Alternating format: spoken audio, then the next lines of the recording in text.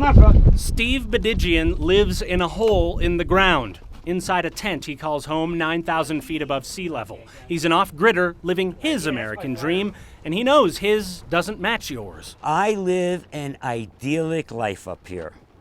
Not in the eyes of most. Some will look at this and think, oh my goodness, I didn't know people in America lived this way. How horrible.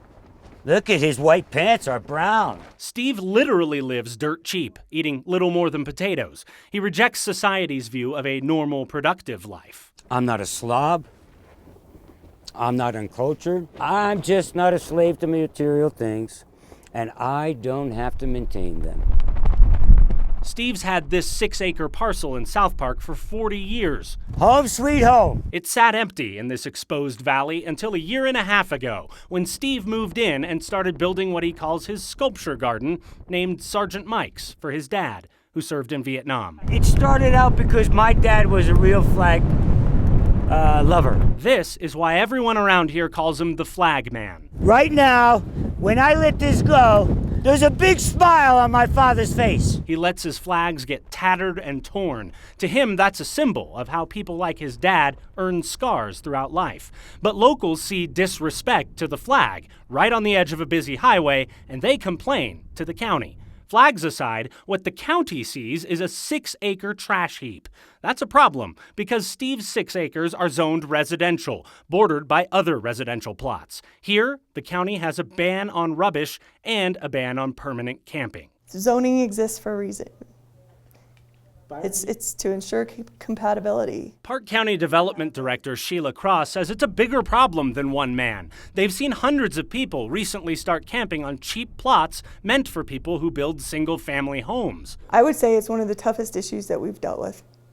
There's so much controversy, and the county really wanted to do the right thing for everybody, but it's sometimes impossible to do that, obviously. After a long debate, the county passed tougher regulations this year against camping on residential land to protect the people building homes up to code.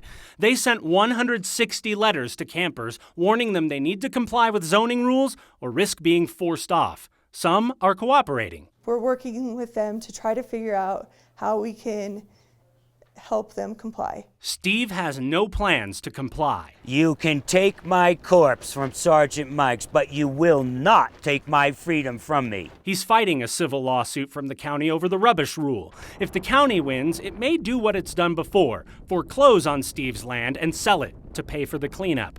Even if Steve did clean up, the county would enforce its camping ban. They point out campers don't have proper sewage or septic systems. It's going into the ground and water. Steve doesn't believe his waste can do much harm, considering all the cow pies on neighboring ranches.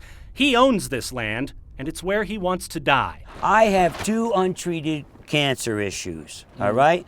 Colon and melanoma. I'm sorry to hear that. Don't be. It's not a big deal. What is a big deal to Steve, however filthy and weird it may seem to anyone else, is keeping his little scrap of heaven off the grid in South Park. Freedom!